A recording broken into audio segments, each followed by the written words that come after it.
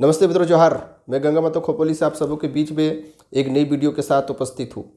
पिछला जो वीडियो था वो झारखंड के नामकरण के ऊपर था, झारखंड के पीछे छुपे इतिहास के ऊपर था। सन 2000 के पहले झारखंड का अस्तित्व कैसा था, नहीं था, कहाँ कहाँ किन किन जगहों में वर्णित था झारखंड नाम के ऊपर, और झारखंड के बाहर में भी झारखंड कहाँ अस्तित्व था, उस चीज़ों का हमने जिक्र किया था एक रेफरेंस के साथ में। उसी वीडियो में मैंने बताया था कि झारखंड में जो मुख्य रूप से अभी दो विवाद भयंकर रूप से जन आंदोलन के रूप में सड़कों पे उतरा हुआ है, उन दो जन मुद्दों पे जो बात थी वो एक था भाषा विवाद और दूसरा था स्थानीयता का। अभी जो पूरा आंदोलन सड़कों पे है वो भाषा विवाद को लेकर है। इसके बाद चरणबद्ध तरीके से इसे हम कह सकते हैं कि ये भाषा पे रुकने वाले नहीं है, ये स्थानीयता को लेकर ही आगे जाएंगे। फिलहाल जो भाषा विवाद के ऊपर है उसके ऊपर मैं खुद आज एक वीडियो बना रहा हूँ। इसके ऊपर बहुत सारे इंटरव्यूज़, भाषण, स्पीचेस जगह जगह अलग अलग लोगों के द्वारा बोला जा रहा है, बोला गया है। उसके रेफरेंस में, उसके आलोक में बहुत कोई एक्सपर्ट है, उनको कोट कर करके जवाब दे रहे हैं। उन्हीं जो एक्सपर्ट लोगों के द्वारा कुछ जवाब दिए जा रहे हैं, उन्हीं के विषय में आज मैं बात करना चाहूँगा कि ये भाषा का इतिहास क्या है, भाषा को लेकर जो इतना बवाल खड़ा हुआ है, और उसके पीछे जो कहीं ना कहीं कुछ चीज़ों को एक समझे चिंगारी देते फिर वो आग का रूप ले लेता है, और इनके पीछे जो पॉलिटिकल लोग हैं आग में घी डालने का काम कर रहे हैं। तो हम इन सारी चीज़ों को ना देखते हुए जो मुख्य बातें उभर के आ रही है, मैं उन मुख्य बातों पे आज मैं अपनी बात रखने वाला हूँ।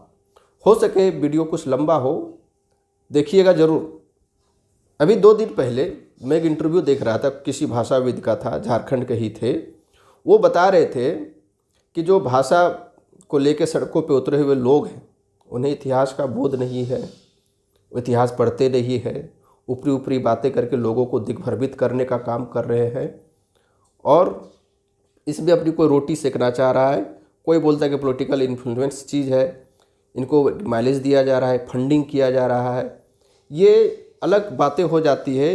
उन्होंने जो बातें कही थी उस बातों को लेके मैं कुछ यह अपने भी विचार में यहाँ पर रखना चाहता हूँ। वो बता रहे थे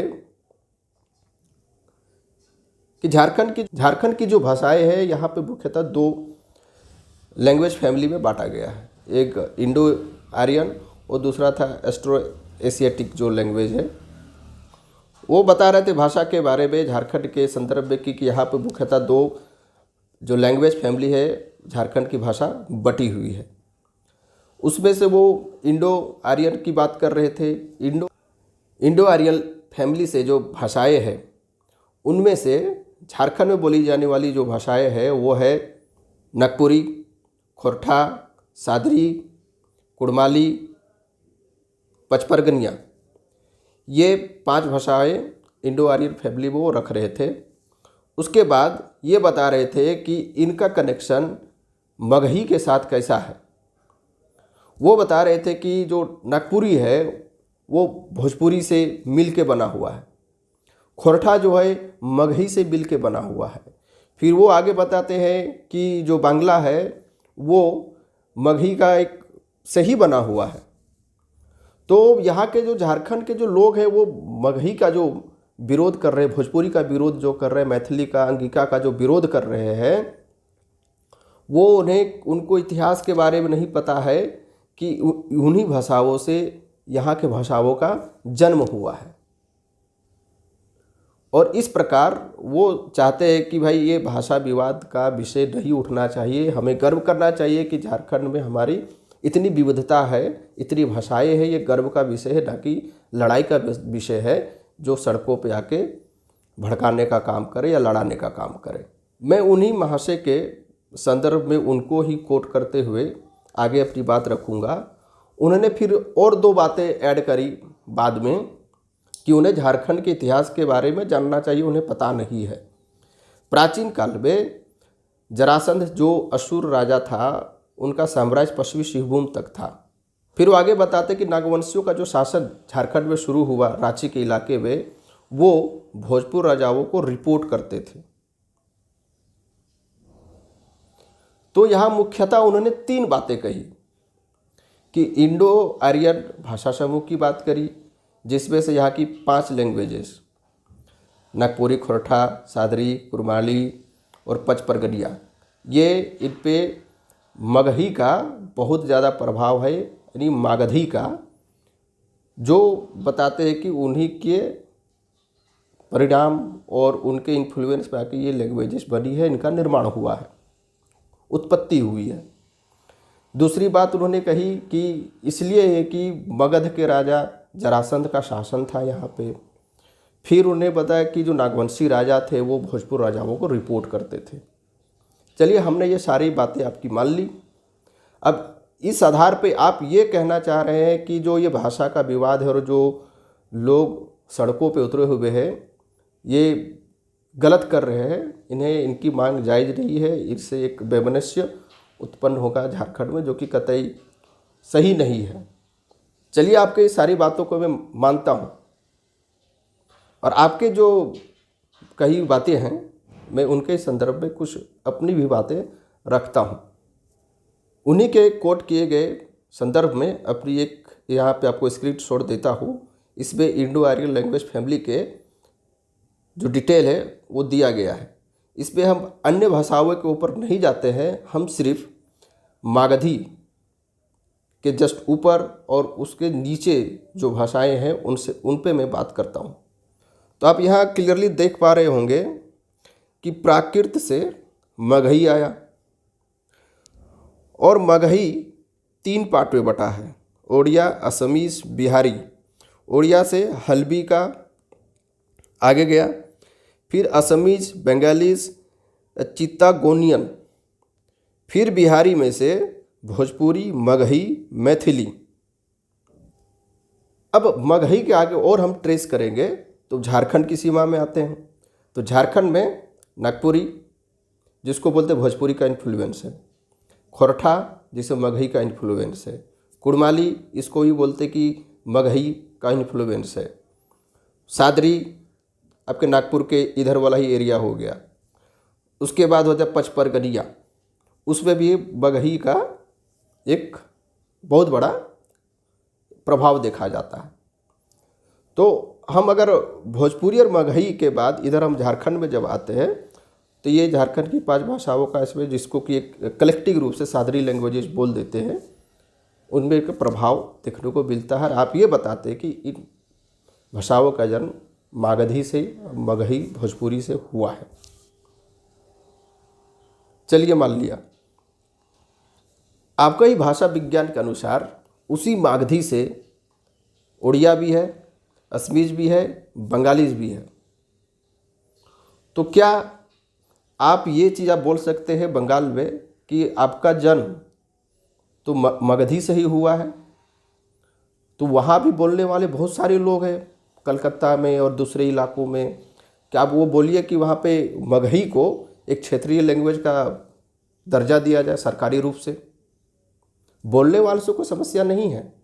आप यहाँ पे मांग करके जिस तरीके से झारखंड में बहुत सारे लोग हैं, उसी तरह बंगाल में भी कम लोग नहीं हैं। एक भारी संख्या, एक प्रभाव डालने वाली जनसंख्या आप रहते हैं मगध के क्षेत्र के लोग। आप वहाँ पे ये बात बोल सकते हैं कि बंगाली का जन्म जो है मागधी से ही हुआ है और आप यहाँ पे इनका रीजनल लैंग्वेज बनाइए। सेम चीज़ क्या असम में बिहार के लोग नहीं है? झारखंड में बहुत सारे इमाइग्रेंट्स वहाँ पे गए चाय के बागानों में काम करने के लिए, बिहार से भी बहुत सारे लोग गए हैं। अब असम में आप ये चीज़ बोल सकते कि असमीज़ का भी जो उत्पत्ति हुई है वो मगधी से हुआ है और यहाँ पे भी क्षेत्रीय लैंग्वेज के रूप में सरकारी मान्यता इनको मिलनी चाहिए। सेम यही चीज़ क्या आप उड़ीसा में भी बोल सकते हैं। जब असमीज, उड़िया और बंगाली, जो कि एक आप हम मूल भी पकड़े भाषा विज्ञान के अनुसार से, तो उनकी उत्पत्ति मागधी से चली आ रही है। इसके बावजूद भी वो एक अलग पहचान के साथ में, अलग सीमांकन के साथ में एग्जिस्ट कर रहे हैं। तो फिर झारखंड के जो है विशेष रूप से खोरठा, नागपुरी, कुड़माली, पचपरगरिया, क्या इनको आप ये कह के इग्नोर करना शुरू कर दें इनकी जो जन्म है वो मगधी से है? अगर हम मगही का एक रूप मान ले तो फिर इनके अलग नामकरण की आवश्यकता क्यों हुई? चलिए मैं थोड़ा रिवर्स में आपको एक समझाता हूँ। आप लोग बोलते हैं कि जो खोरठा है वो लगभग 80 से 90% जो चीज़ है वो मगही से मिलता है। नागपुरी का भी वही चीज़ बोल देते हैं कि भोजपुरी से मिलता जुलता, बस बोलने का टोनिंग थोड़ा अलग हो जाता है। तो से आप हम ये चीज़ बोलेंगे कि भाई नागपुरी जो है आप भोजपुर क्षेत्र में जाके बोलेंगे इसको भी वहाँ रीजनल लैंग्वेज बना दीजिए, और जो ज़्यादा डिफरेंसेस नहीं है। अगर ऐसे बोलने वाले लोग वहाँ जाते तो आप ये चीज़ आपके मन से स्वतः निकलेगा, आपके मुखारबिंद से स्वतः निकलेगा या नहीं निकलेगा कि अरे ये तो नागपुर क्षेत्र में बोली जाने वाली भाषा है नागपुरी। सेम चीज़ खोरठा को बगद के क्षेत्र में ले चले जाइएगा तो वहाँ के लोग क्या बोलेंगे, एक कौन सा भाषा बोल रहे खोरठा? अरे खोरठा तो उधर वो बोकारो, धनबाद, गिरिडीह तरफ बोला जाता है। आपके जहन में जब ये चीज़ आता है कि खोरठा तो उधर बोला जाता है, तो आप उधर का मतलब क्या होता है? उस क्षेत्र विशेष पे बोली जाती है। पचपरगरिया का जब आप बात करेंगे ज़्यादा डिफरेंसेस नहीं है, लेकिन फिर भी ये बोलेगा कि नहीं ये अलग थोड़ा बोल रहा है, ये तो 5 परगना क्षेत्र की तरफ बोला जाता है। तो इसमें क्षेत्रीयता का बोध होता है ना। आपके यहाँ पे कोई वही झारखंड का आदमी चाहे वो उत्तरी छोटा नागपुर का हो या दक्षिणी छोटा नागपुर का हो, उसके बोलने के स्टाइल से बता दोगे कि उस रीजन का ये वासिंदा है, तो क्षेत्रीयता का बोध हुआ ना। आपके ही मागधी का हम आगे जाते कि बंगाली का जो उत्पत्ति है उसमें मागधी, पाली, प्राकृत और संस्कृत है। और उसी बंगाल के रीजन में बहुत बड़ा जो रीजन है वो राढ़ क्षेत्र, जो कि दक्षिण का भाग है, वो राढ़ क्षेत्र कहलाता है। और राढ़ क्षेत्र के जो लोग बोलने वाले लोग हैं उस बंगाली को राढ़ बांग्ला बोलते हैं। ये राढ़ बांग्ला लोग जब उत्तर के तरफ जाते हैं, यानी कलकत्ता के तरफ जाते हैं, तो वहाँ के जो भाषा बोलने वाले लोग होते हैं, एक क्लियरली पता चल जाता है कि किस रीजन से आता है। वहाँ के लोगों द्वारा, राढ़ के लोगों के द्वारा बोला जाता है कि ये तो राढ़ क्षेत्र के लोग हैं, ये राढ़ बांग्ला बोलते हैं। यहाँ भी बंगाली में एक रीजन का बोध हो जाता है, इसलिए एक अलग रीजन उसको बना दिया गया, राढ़ रीजन। अब मैं थोड़ा एक मॉडर्न कॉन्टेक्स्ट में आता हूँ। अभी देखिए मेरी स्क्रीन पे एक दिख रहा होगा कि ये हिंदी, इंग्लिश। हिंदी तो हमें समझ में आ रहा है, लेकिन ये इंग्लिश क्या है? इंग्लिश मतलब हिंदी और इंग्लिश, ये दोनों का एक रूप हो गया जो अभी बहुत ज़्यादा प्रयोग में है, जिसको इंग्लिश बोला जा रहा है। ये अभी शुरुआती अवस्था में इंग्लिश का जो भाषा विज्ञानी है वो इसको बेहतर तरीके से समझ सकते कि आने वाले कुछ वर्षों में ये जो इंग्लिश है इनकी अलग लिपि डेवलप हो जाएगी, एक अलग लैंग्वेज के फॉर्म पे बन के उभरेगा। आप बोलेंगे कैसे? तो अब थोड़े कुछ पीछे चले जाइए, 400 साल 500 साल पीछे। उर्दू का जन्म कैसे हुआ? सेम ही कहानी, सेम है। जैसे आज इंग्लिश अंगड़ाई ले रहा है, 500 साल पहले उर्दू अंगड़ाई ले रहा था, और आगे चल के ये भाषा के रूप में परिणत हो गई, आके इंग्लिश भी होगा। इंग्लिश की बात कर लेते हैं थोड़ा सा। अभी कोई शुद्ध हिंदी बोलना शुरू कर देगा तो उसको बोलेगा कि अरे तो संस्कृत बोल रहा है। अब गौर करिएगा, अगर कोई शुद्ध हिंदी बोलता है तो उसको बोलते हैं ये कितनी क्लिष्ट हिंदी बोलता है। मतलब एक उपहास हम उन लोगों का बनाना शुरू कर देते जो शुद्ध हिंदी बोलते हैं। आधुनिक हिंदी ही नहीं, अब वो हिंदी जो है इंग्लिश के फॉर्म में आ गया। आप इंग्लिश बोलिएगा तो लग रहा है कि नॉर्मल है, नॉर्मल बातें बोल रहा है। अगर आप साहित्यिक भाषा में शुद्ध हिंदी भी बोलना शुरू कर दीजिएगा तो थोड़ा आपको एक उपहास के पात्र बना दिया जाएगा आज के लोगों के द्वारा।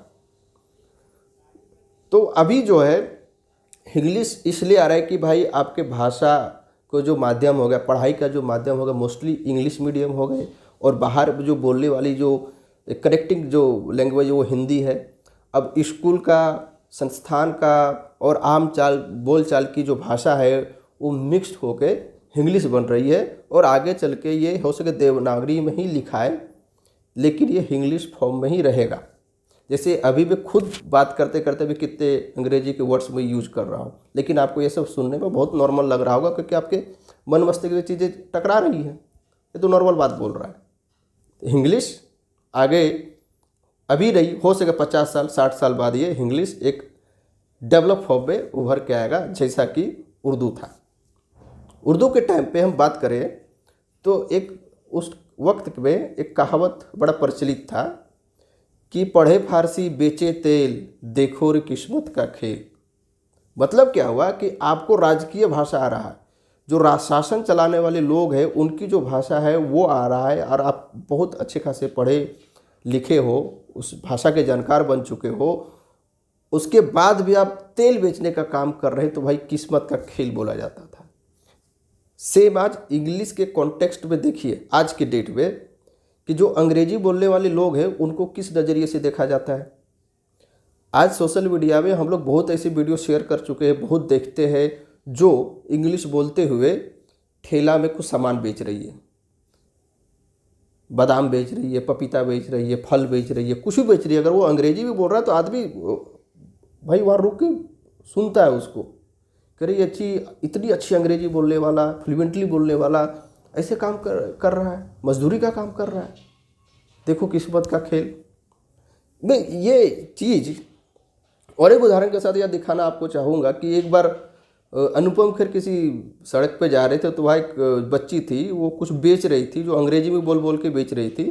फिर अनुपम खेर वहाँ रुक के उससे अंग्रेजी में बात करता है, तो बड़ा अच्छा वो अंग्रेजी बोलते हुए बोलती है, और वो चूँकि कभी अंग्रेजी का क्लास नहीं की, ना कभी कोई पढ़ी लिखी, बस टूरिस्ट लोगों के साथ में बोल चाल की क्रम में उन्हें अंग्रेजी को बहुत अच्छे से सीख लिया। तो अनुपम खेर ने बोला, नहीं लड़की बहुत टैलेंटेड है, इसको स्कूल में दाखिला कर दिया जाए, और उसको दाखिला करवा दिया। सारा खर्चा है जो है वो अनुपम खेर उठा रहे हैं। तो अभी जो हमारी जो शासकीय जो भाषा है वो अंग्रेजी है, और अंग्रेजी पढ़ने के बाद भी लोग इस तरह के गैर जरूरी काम, मतलब जो गरीबी वाला काम में लगे रहते, तो भाई उसको आश्चर्य माना जाता है।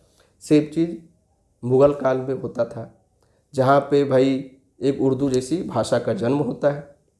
हमारे स्थानीय बोली ब्रज भाषा, हिंदी, तुर्की, फारसी, पंजाबी, हरियाणवी, ये सब के कॉकटेल से एक भाषा का जन्म होता है, जो भारत के ही रीजन में ही जन्म होता है।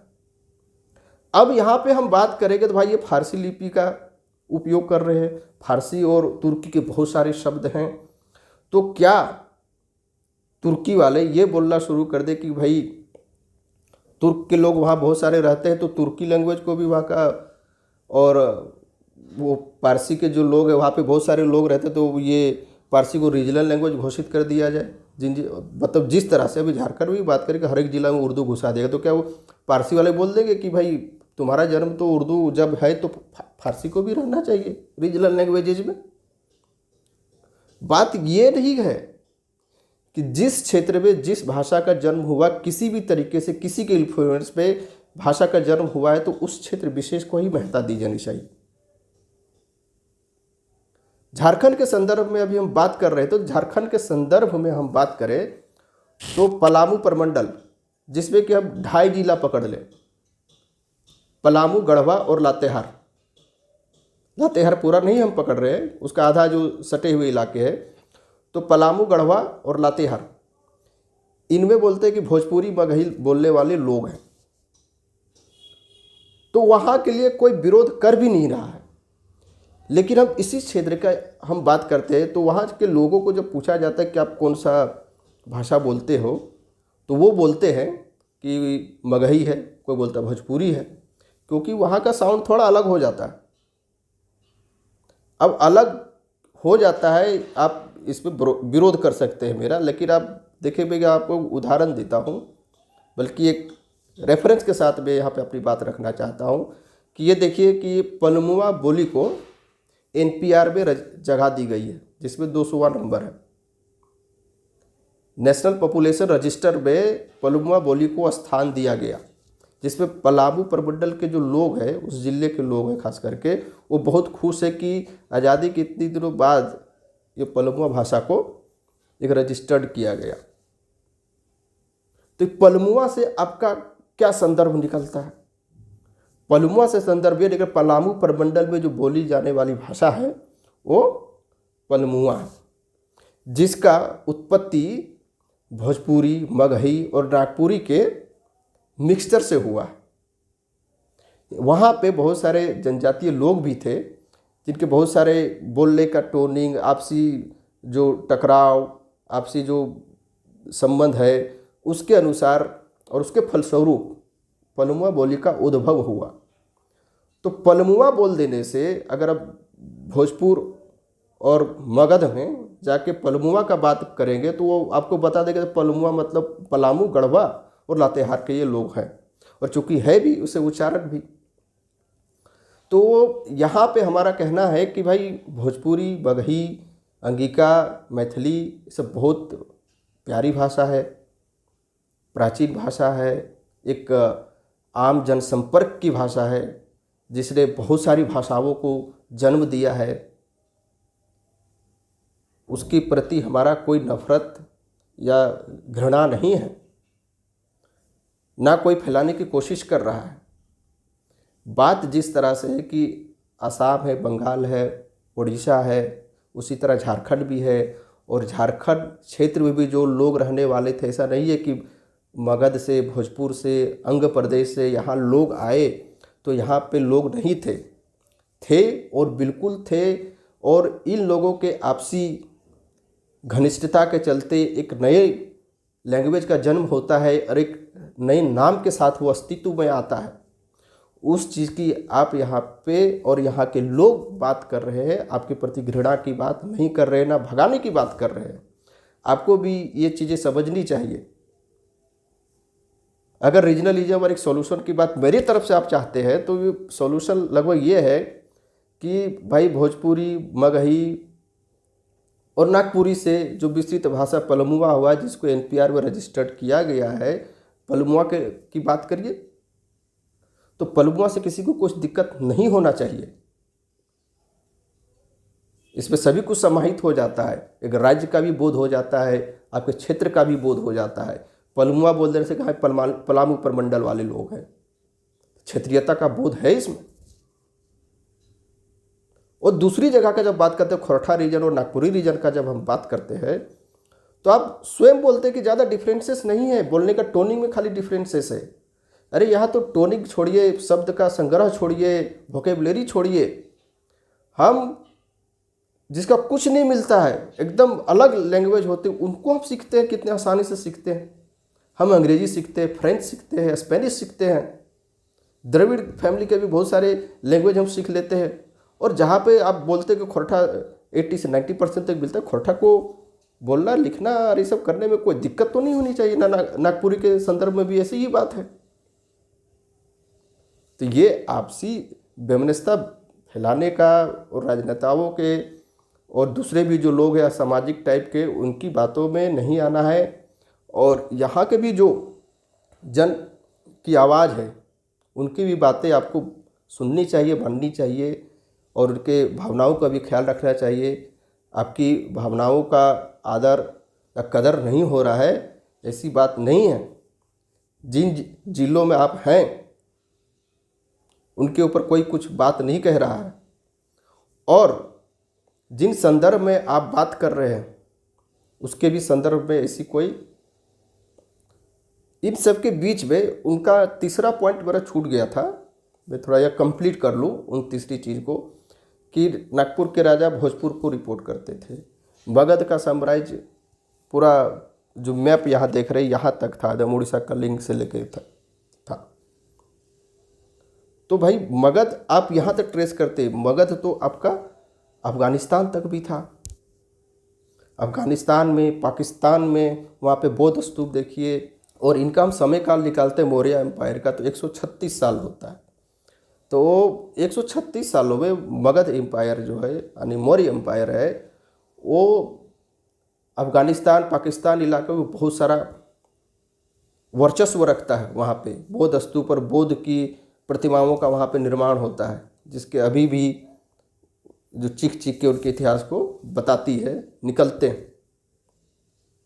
तो वहाँ पे भी साम्राज्य था। अब साम्राज्य कह देने से ये बात नहीं हो जाती गई कि भाई मगध का वहाँ एम्पायर था तो वहाँ पे आप मगधी बोली वहाँ पे क्यों नहीं है, पाकिस्तान में क्यों नहीं, उसके रीजन से नीचे नीचे होते होते अब बिहार तक भी आके सीमित हो जाते हैं। जिस वे की अंग हो गया, मगध हो गया और भोजपुर हो गया, यहाँ पे आके केंद्रित हो जाते हैं।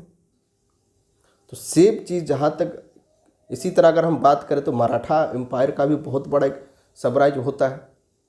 तो उन जगहों पे भी जो राजा उनके अधीन थे वो भी तो मराठाओं को रिपोर्ट करते होंगे, करते ही थे। तो इसका ये मतलब थोड़ी हो गया कि वो उनकी भाषा का प्रभाव हो गया। अंग्रेज 200 साल शासन करके गए तो क्या सब जगह अंग्रेजी का प्रभाव हो गया, या लोक जनसंपर्क की जो भाषा थी वो थी, वो आज भी है। तो ये किसी राजकीय और शासकीय भाषा आम जनसंपर्क की भाषा या क्षेत्रीय भाषा के रूप ले ले, ये संभव नहीं हो पाता है। इसके लिए बहुत ज़्यादा टाइम लगता है और बहुत ज़्यादा टाइम में जो ये चीज़ें उभर के आती है। जिस तरह भी अभी उर्दू की बात करें, उर्दू के विकास में कितना टाइम लग गया, सेम अभी इंग्लिश के विकास और हिंदी के जो गठजोड़ के रूप में जो एक नई भाषा आ रही है इंग्लिश, इसके भी विकास में बहुत ज़्यादा टाइम लगने वाला है। तो अंततः मेरा कंक्लूजन ये है कि इस तरह के ऐतिहासिक रूप से बोल के और ऐतिहासिक रूप से बातों को आगे रख के, फिर एक भाषा विज्ञान की बातों को आगे रख के अपनी चीज़ों को यहाँ की चीज़ों से को रिलेट करते हुए उनको किसी विवाद का कारण ना बताते हुए और फिर ना बताते हुए विवाद का विषय बना देना, इसको बंद किया जाए। और जिस क्षेत्र में जिस भाषा का जन्म हुआ है उनको सम्मान किया जाए। कहीं कोई अंतर विरोध नहीं है, ना कोई किसी का विरोध कर रहा है। ये आरोप प्रत्यारोप का दौर ख़त्म होना चाहिए। मैंने इस संदर्भ में बहुत सारे आपको उदाहरण दे दिए हैं। इस संदर्भ में ठंडे दिमाग से सोचिए और इसका हल निकाल। हो सके बहुत लंबा में वीडियो हो गया और बहुत सारे बातें कवर हो गई है, तो अब मैं इन्हीं शब्दों और इतनी विवरण के साथ में आप सबको जोहार करता हूँ, नमस्ते करता हूँ। जय जोहार, जय झारखंड।